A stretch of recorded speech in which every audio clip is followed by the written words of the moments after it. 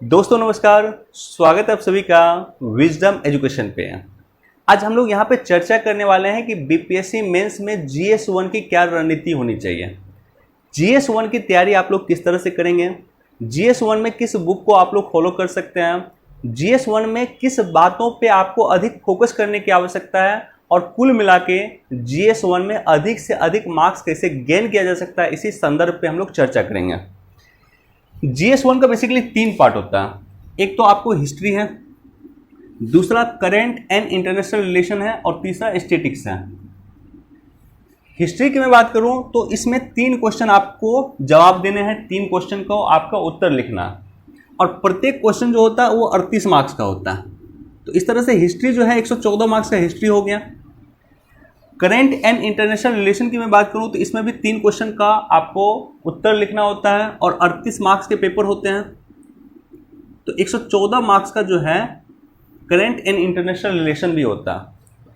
Current and international relation की मैं बात करूं तो ये जो है टोटल 5 क्वेश्चन पूछे जाते हैं या 4 क्वेश्चन पूछे जाते हैं। 4 या 5 क्वेश्चन आपको पूछे जाते हैं जिसमें आपको 3 क्वेश्चन का जवाब देना होता है। और हिस्ट्री की मैं बात करूं तो इसमें लगभग 6 क्वेश्चन पूछे जाते हैं। उस 6 क्वेश्चन में 3 क्वेश्चन को आपको चूज करना है, जिसको आप बेस्ट लिख सकते हैं उसी 3 क्वेश्चन को चूज करके उसका आंसर आप लोग लिखें।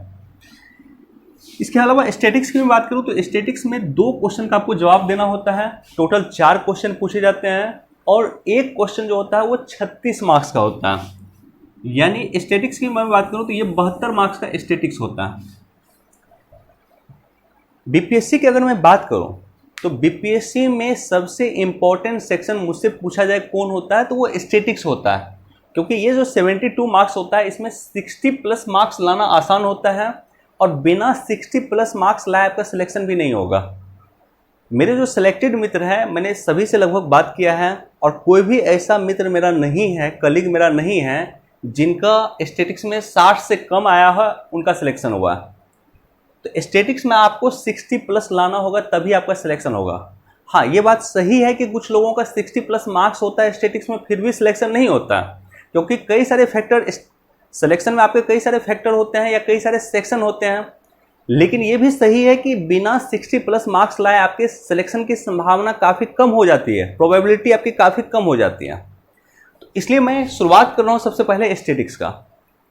स्टैटिक्स में पाई चार्ट पूछे जाते हैं, डायग्राम वगैरह पूछे जाते हैं, लाइन डायग्राम पूछे जाते हैं। तो इस तरह का क्वेश्चन रहता है। प्रीवियस ईयर का पेपर देखिएगा स्टैटिक्स का, आपको हो जाएगा। स्टैटिक्स बहुत टफ नहीं है। यदि आपको मैथ में इंटरेस्ट है, आपका मान लीजिए कंपाउंड इंटरेस्ट आप निकाल लेते हैं या परसेंटेज वगैरह आप निकाल लेते हैं, तो बेसिक चीज़ों को ड्राइव करते हुए क्वेश्चन बनाया जाता है स्टैटिक्स का। तो बेसिक अगर आप मैथ आपका स्ट्रांग है तो स्टैटिक्स में आपको बहुत ज़्यादा दिक्कत नहीं होगा।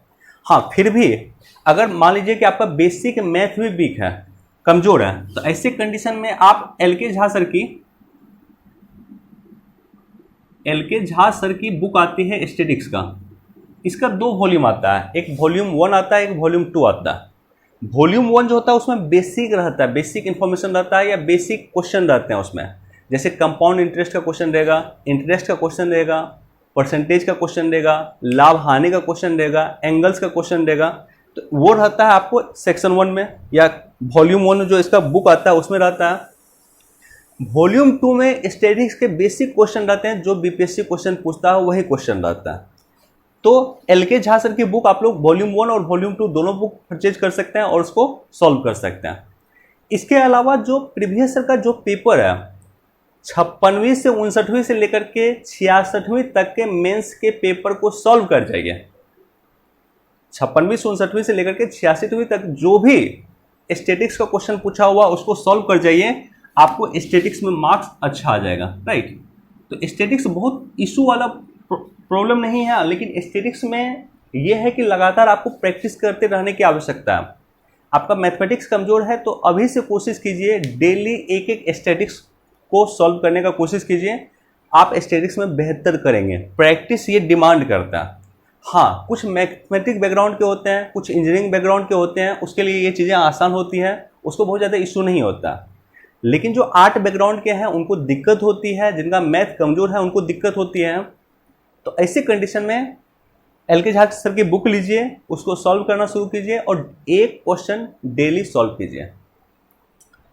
अब देखिए, अब हम लोग आते हैं हिस्ट्री में।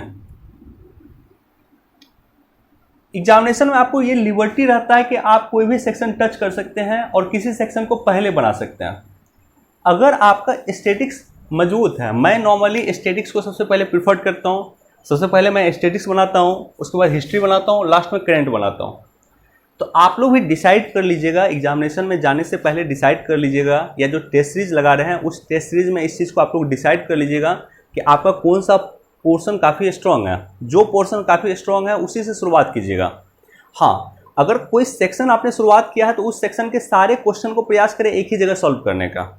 मान लीजिए आपने स्टैटिक का जो है सेक्शन शुरू किया है, इसमें 2 क्वेश्चन का जवाब देना है, तो ऐसा मत कीजिएगा कि एक क्वेश्चन का आपने जवाब दे दिया, दूसरा क्वेश्चन का जवाब सबसे लास्ट में दें। ऐसा मत कीजिएगा। स्टैटिक पोर्शन आपने शुरू किया है तो दोनों क्वेश्चन का जवाब एक साथ दीजिए। इसी तरह से आपने हिस्ट्री का शुरू किया है तो हिस्ट्री के तीनों क्वेश्चन का जवाब एक साथ दीजिए, या करंट से आपने शुरू किया है तो तीनों क्वेश्चन का जवाब एक साथ दीजिए। लेकिन अभी के समय में आप लोग जो टेस्ट सीरीज लगाते हैं उस टेस्ट सीरीज में जाकर के इस चीज़ को आप लोग इम्प्लाई जरूर कर लीजिए, इम्प्लीमेंटेशन जरूर कर लीजिए कि आपको ये जो तीनों सेक्शन है, इस तीनों सेक्शन में किस सेक्शन की शुरुआत करनी है, शुरुआत में आपको कौन सा सेक्शन टच करना, सबसे पहले कौन से क्वेश्चन को आप बनाना है, हिस्ट्री को बनाना है, करंट को बनाना है या स्टैटिक्स को बनाना है। ये आपको अभी के समय में प्रैक्टिस के दौरान ही आपको डिसाइड करना पड़ेगा या करना चाहिए। हिस्ट्री की मैं बात करूं तो हिस्ट्री का अगर बुक लिस्ट की मैं बात करूं तो एक बुक जो मुझे अच्छी लगी है वो है सार्थक संवाद की। सर्वेश सर की जो है बुक आती है सार्थक संवाद, उनके संस्थान का नाम भी है। तो सार्थक संवाद की बुक आप लोग ले सकते हैं। सार्थक संवाद ये सर्वेश सर की बेसिकली बुक है। तो ये सार्थक संवाद की बुक अगर मार्केट में आप खोजिएगा तो आपको मिल जाएगा, या इंटरनेट पे सर्च कीजिएगा तो आपको मिल जाएगा। तो ये बुक आप लोग परचेज कर सकते हैं। इसे बेसिकली पटना के ही सर सीएमई के जो है सर है वही सर ने लिखा है इन्हें, मैं नाम भूल रहा हूँ सर का। ओके, नाम जैसे मैं याद आएगा तो मैं बता दूंगा, लेकिन सीएमई के सर ही इसको लिखे हैं। तो ये बुक आप परचेज कर सकते हैं।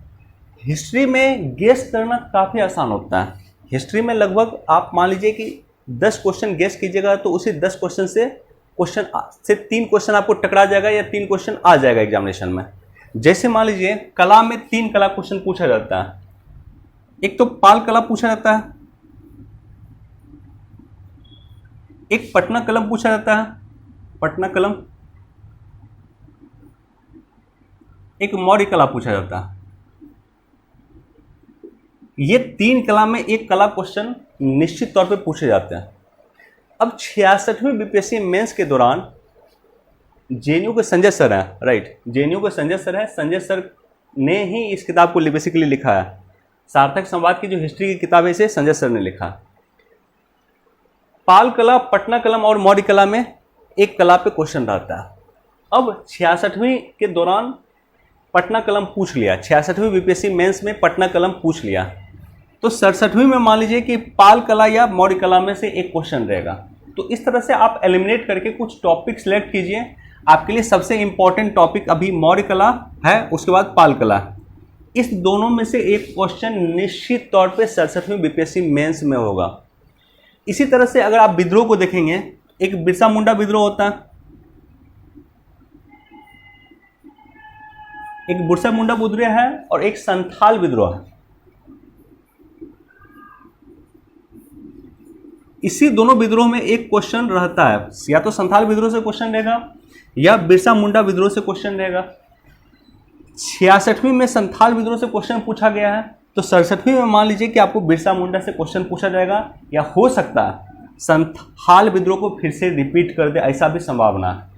तो इस तरह से कुछ टॉपिक अगर आप एलिमिनेट कीजिएगा, कुछ टॉपिक को आप चूज कीजिएगा। आप इस तरह से 10 टॉपिक चूज कीजिए, ज़्यादा नहीं 10 टॉपिक आप चूज कीजिए और 10 टॉपिक पे नोट्स बना लीजिए। 10 टॉपिक को अच्छे से याद कर लीजिए, रट लीजिए। उसका इंट्रोडक्शन क्या है उस पर मेहनत कीजिए, कंक्लूजन क्या है उस पर मेहनत कीजिए। तो नॉर्मली आपका GS 1 का हिस्ट्री पोर्शन आपके लिए काफ़ी शानदार हो जाएगा, काफ़ी अच्छा हो जाएगा। हिस्ट्री में आप अच्छा कर लीजिएगा और 10 टॉपिक से ही क्वेश्चन आएगा। तो हिस्ट्री में बीपीएससी में फिक्स है, ये जो 10 टॉपिक आप सेलेक्ट करेंगे इसी 10 टॉपिक से क्वेश्चन आएगा। चलिए, मोस्ट इंपॉर्टेंट सेगमेंट जो हमारा है वो है करेंट एंड इंटरनेशनल रिलेशन, जो कि ये डायनेमिक सेक्शन है। 2 साल न्यूज़पेपर एनालिसिस मैंने अपने चैनल पे किया है, तो इसलिए ये सेक्शन मेरे लिए भी काफ़ी इंपॉर्टेंट रहता है, मुझे भी काफ़ी इंटरेस्ट है, काफ़ी लगाव है इस सेक्शन में। 66वीं बीपीएससी में 5 क्वेश्चन पूछे थे, 65वें में देखिएगा तो 4 क्वेश्चन पूछा है। उस 4 में या 5 क्वेश्चन अगर पूछे जाएंगे तो उसमें 3 क्वेश्चन का आपको जवाब देना होता है। आपको तैयारी किस किस पोर्शन पे करना है ये मैं आपको बता देता हूँ। यद्यपि इसका नेचर बहुत डायनेमिक होता है, ये वेरीफाई काफ़ी करता है, तो इसलिए इसमें कुछ गारंटी नहीं दिया जा सकता है, लेकिन इसकी तैयारी कैसे कैसे करना है ये मैं चर्चा आपके साथ करता हूँ। अगर रिलेशंस की बात की जाए, इंटरनेशनल रिलेशन की बात की जाए, तो जो हमारा पड़ोसी देशों के साथ संबंध है उस पर आपको अधिक फोकस करने की आवश्यकता है। मसलन Nepal India relation, India Myanmar relation, India Bhutan relation, India Sri Lanka relation, India Pakistan relation, India Afghanistan relation. तो ये जो हमारे सार्क के देश हैं, जो हमारे पड़ोसी देश हैं, इस पर आपको अधिक फोकस करने की आवश्यकता है। इस पे क्वेश्चन नॉर्मली रिलेशंस पे पूछे जाते हैं। जो पड़ोसी देश हैं उसको ज़्यादा तरजीह बीपीएससी देती है। इसके अलावा इंडिया रसिया रिलेशन भी पूछ सकता है, चूँकि रसिया के साथ भी भारत का इस तरह से काफ़ी अभी इशू चर्चा में चल रहा है, या रिलेशंस काफ़ी चर्चा में चल रहा है। भारत अमेरिका रिलेशन भी पूछा जा सकता है, या इंडिया यूरोपीय यूनियन रिलेशन भी पूछा जा सकता है। इसके अलावा इंडिया ब्रिटेन रिलेशन भी पूछा जा सकता है। तो इस तरह से आप लोग रिलेशंस पे लगभग 10 से 12 टॉपिक है जिस पे आप लोग सेपरेट नोट्स बना सकते हैं। सारे के जितने देश हैं, भारत पाकिस्तान, भारत चाइना, भारत अफगानिस्तान, भारत श्रीलंका, भारत नेपाल, भारत भूटान और भारत म्यांमार, इस देशों पे सेपरेट आप लोग नोट्स बना लीजिए।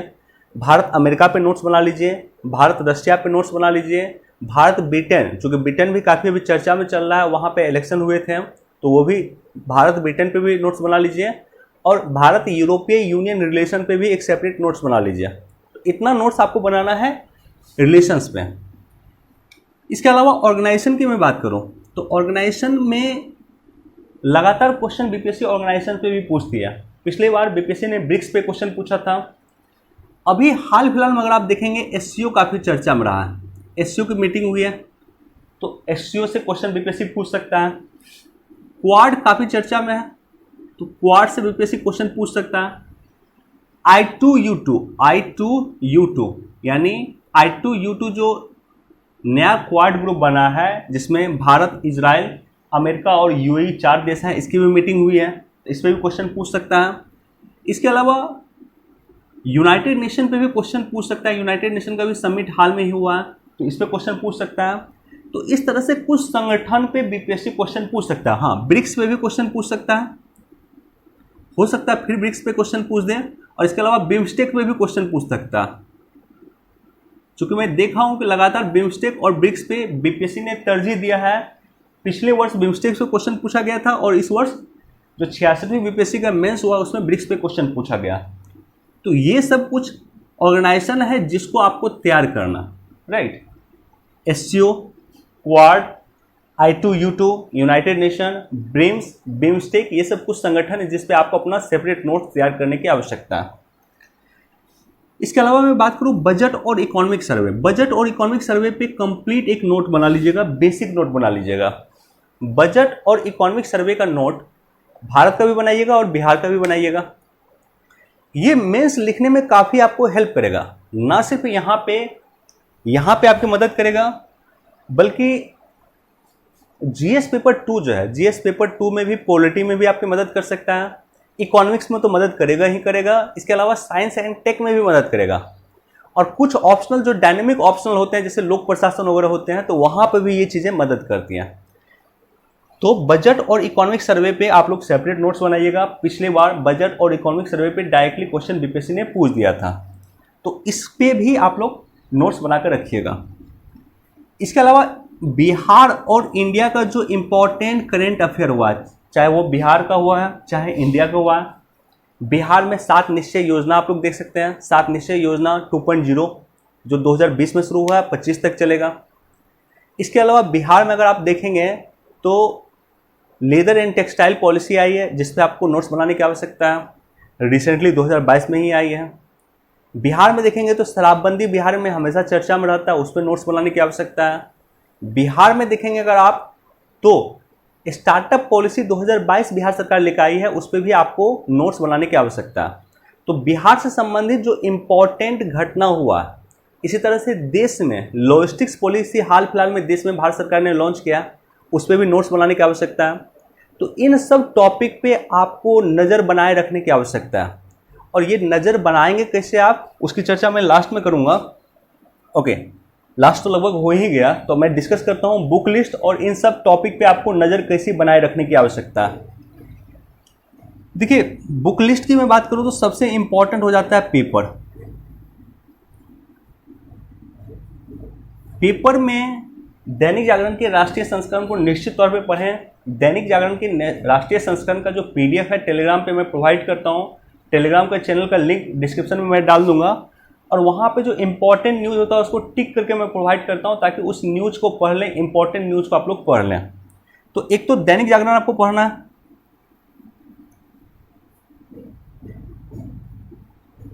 दैनिक जागरण राष्ट्रीय संस्करण के अतिरिक्त जो लोकल एडिशन होता है, लोकल एडिशन को पेपर को भी पढ़ने की आवश्यकता है।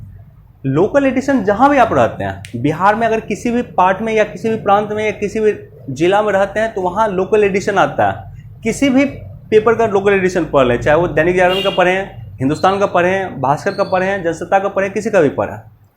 दैनिक जागरण के राष्ट्रीय संस्करण के अतिरिक्त बिहार के किसी भी जगह का लोकल एडिशन को जरूर पढ़ें। लोकल एडिशन को पढ़ने से क्या होगा कि बिहार सरकार ने किसी पर्टिकुलर चीज़ में क्या स्टेप उठाया उसकी आपको जानकारी होगी, तो उसका भी नोट्स हो सकता है। तो एक जगह कहीं साइड में बना कर रखिएगा ताकि वो भी मेंस लिखने के दौरान आपको काम देगा और साथ ही साथ इंटरव्यू के दौरान भी आपको काम देगा। तो बिहार के पेपर को भी अच्छे से पढ़ने की आवश्यकता है। बिहार के पेपर को कैसे पढ़ा जाता है, इसमें मैंने कई सारा लेक्चर लिया है, आपको मिल जाएगा, आप लोग देखिएगा। इसके अलावा मैं बात करूं, पेपर तो इंपॉर्टेंट है ही, बजट और इकोनॉमिक सर्वे का भी आप लोग ले लीजिएगा, भारत का और बिहार का दोनों को बजट और इकोनॉमिक सर्वे का आप लोग बुकलेट मंगा लीजिएगा या उसको डाउनलोड कर लीजिएगा। बजट और इकोनॉमिक सर्वे भी आपको पढ़ने की आवश्यकता है। तो दूसरा जो है बजट और इकोनॉमिक सर्वे हो गया दूसरा सोर्स। तीसरा सोर्स की अगर मैं बात करूं तो तीसरा सोर्स जो है वो PD प्रतियोगिता दर्पण। मुझे ऐसा लगता है कि 6 महीने का जो प्रतियोगिता दर्पण है उसका सारांश आप लोग ले लीजिएगा। प्रतियोगिता दर्पण में भी जो एडिटोरियल रहते हैं उस एडिटोरियल का सारांश आपको मिल जाएगा। कई सारे दुकान में आप जाएंगे, उसको डाउनलोड करके आपको दे देगा या प्रिंट आउट आपको मिल जाएगा। तो प्रतियोगिता दर्पण का जो है सारांश पिछले 6 महीने का आप लोग रखिएगा और साथ ही साथ प्रतियोगिता दर्पण फिर से पढ़ना शुरू कीजिए। प्रतियोगिता दर्पण एक BPSC के लिए एक रिलायबल मैगजीन है, इसलिए मैं प्रतियोगिता दर्पण पे अधिक तरजीह देता हूं कि ये BPSC के लिए एक पर्टिकुलरली रिलायबल मैगजीन है। अथवा अगर PD नहीं पढ़ रहे हैं तो कुछ कई सारे अदर मैगजीन है जो आप लोग पढ़ सकते हैं, जैसे दृष्टि का मैगजीन है वो पढ़ सकते हैं। विजन के मैगजीन अगर लगातार आप पढ़ रहे हैं तो उसको भी पढ़ सकते हैं। PD के अलावा योजना जरूर पढ़ें। योजना मैगजीन और कुरुक्षेत्रा मैगजीन, 2 ऐसा मैगजीन है जो आपको प्रत्येक महीना आता है और इसको पढ़ना चाहिए। ये UPSC के लिए भी जरूरी है, BPSC के लिए जरूरी है। किसी भी मेंस अगर आप लिखेंगे या किसी भी PCS की तैयारी कर रहे हैं तो योजना और कुरुक्षेत्रा, ये दोनों मैगजीन एक मस्ट मैगजीन है जिसको पढ़ना चाहिए, निश्चित तौर पे पढ़ना चाहिए। तो तीसरा मेरा सोर्सेस है PD पढ़िए, या PD अगर आप नहीं पढ़ रहे हैं, दृष्टि का ही अगर प्रत्येक महीना दृष्टि का ही अगर आप मंथली मैगजीन पढ़ रहे हैं तो वो पढ़ सकते हैं। विजन का मंथली मैगजीन पढ़ रहे हैं तो वो पढ़ सकते हैं, या कोई अन्य मंथली मैगजीन है उसको पढ़ सकते हैं। नेक्स्ट और सबसे इंपॉर्टेंट सोर्सेस, इस सभी सोर्स में सबसे इंपॉर्टेंट सोर्स में से एक है इंटरनेट। BPSC मेंस में करंट एंड इंटरनेशनल रिलेशन के लिए आपको इंटरनेट का सहारा लेना पड़ेगा, और इंटरनेट में भी ऑथेंटिकेट वेबसाइट जो होता है वो PIB है, प्रेस इंफॉर्मेशन ब्यूरो है भारत सरकार की, इसको आप लोग देख सकते हैं। या अदर कुछ वेबसाइट है जो भारत सरकार की इंपॉर्टेंट वेबसाइट है या बिहार सरकार की वेबसाइट है, लेकिन जो भी वेबसाइट देखें ऑथेंटिकेट वेबसाइट को देखने का प्रयास करें। अच्छे वेबसाइट, ऑथेंटिकेट वेबसाइट और गवर्नमेंट के वेबसाइट को देखने का प्रयास करें ताकि गवर्नमेंट के वेबसाइट पे जो डाटा है वो डाटा सही डाटा होता है। NIC के वेबसाइट को देखें, भारत सरकार के वेबसाइट को देखें, बिहार सरकार के वेबसाइट को देखें, तो गवर्नमेंट के वेबसाइट को आप लोग अधिक तरजीह दें। तो ये सारा का सारा काम कर सकते हैं करंट एंड इंटरनेशनल रिलेशन में क्वेश्चन को लिखने के लिए है या अपने आंसर को तैयार करने के लिए। अगर आप इन जो अभी यहाँ पे मैंने चर्चा किया है इनका आपने अच्छे से अनुपालन किया है तो मैं उम्मीद करता हूँ कि आपको GS1 में अच्छे मार्क्स होंगे। चलिए नेक्स्ट वीडियो हम लोग डिस्कस करेंगे कि GS2 BPSC GS2 की तैयारी कैसे कराया जाए, ये हम लोग नेक्स्ट वीडियो में डिस्कस करेंगे। चलिए वीडियो देखने के लिए आप सभी का धन्यवाद। Thank you so much.